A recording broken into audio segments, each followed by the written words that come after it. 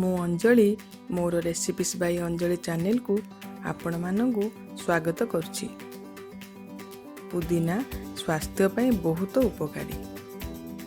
ଏହା ଖାଦ୍ୟ ଡାଇଜେସନ୍ କରିବାରେ ବହୁତ ସାହାଯ୍ୟ କରେ। ଆଜି ମୁଁ ପୁଦିନା ଚଟଣି ପ୍ରସ୍ତୁତ କରିବାକୁ ଯାଉଛି। ପ୍ରଥମେ ପୁଦିନା ପତ୍ରକୁ ସଫା କରି ଧୋଇ ଦିଅନ୍ତୁ।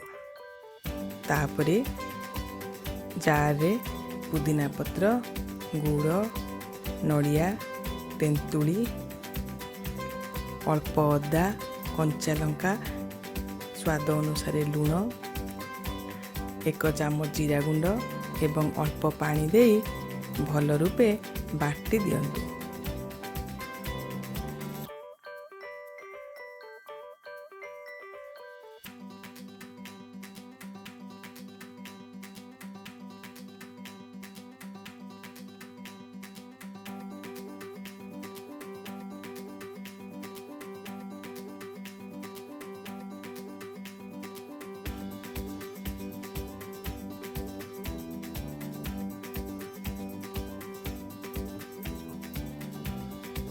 ବର୍ତ୍ତମାନ ପ୍ରସ୍ତୁତ ହୋଇଗଲା ପୁଦିନା ପତ୍ର ଚଟଣି। ଧନ୍ୟବାଦ।